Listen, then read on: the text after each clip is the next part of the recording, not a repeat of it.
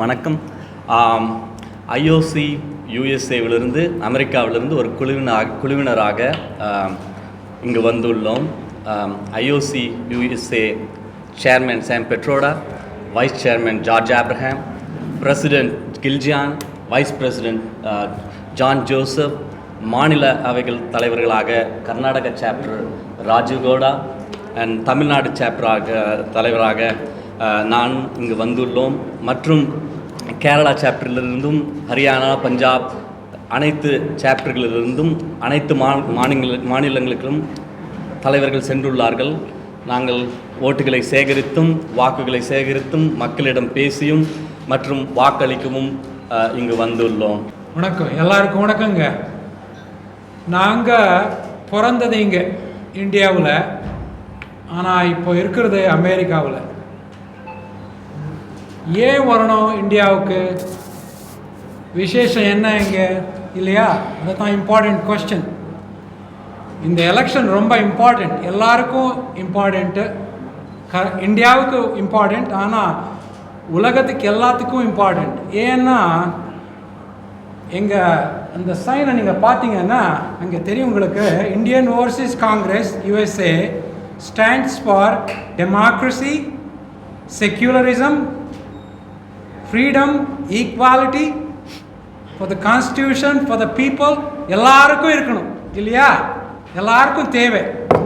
ஏன்னா இந்த கான்ஸ்டிடியூஷன் இருக்கு இல்லையா, இந்த பாபா சாஹேப் அம்பேத்கர் எழுதி கொடுத்த அந்த கான்ஸ்டியூஷன், அப்புறமும் இங்கே first prime minister Jawaharlal Nehru, Mahatma Gandhi, அவரெல்லாம் கொடுத்துருக்க இந்த இம்பார்ட்டண்ட் கான்ஸ்டியூஷனை நாங்கள் we have to keep it alive. அதை டிஸ்டர்ப் பண்ணக்கூடாது. we should not amend it, amendment பண்ணக்கூடாது. ஏன்னா நீங்கள் கான்ஸ்டிடியூஷனை டச் பண்ணால் அது ரொம்ப மோசம் ஆகும் ஜனருக்கு.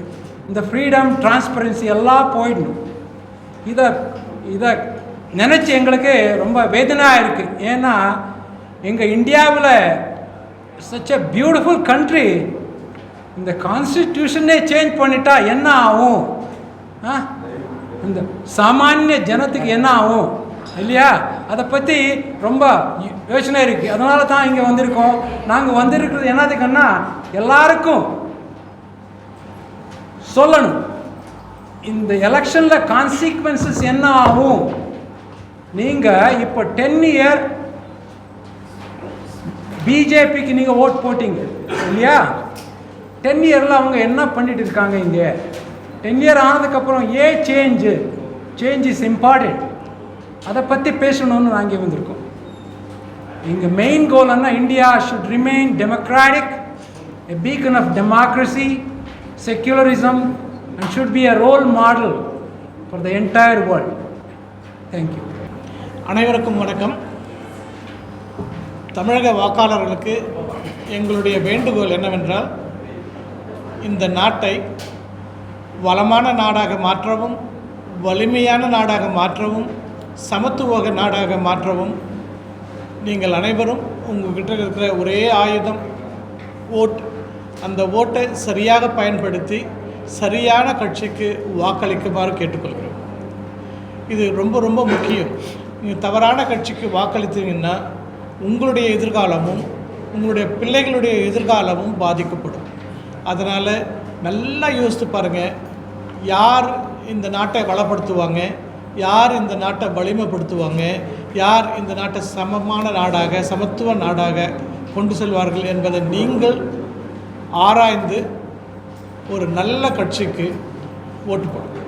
உங்களுடைய எதிர்காலமும் நல்லாயிருக்கும், உங்கள் பிள்ளைகளும் நல்லாயிருக்கும். இந்தியா என்றைக்கும் வளமான நாடாக இருக்கும். தேங்க்யூ.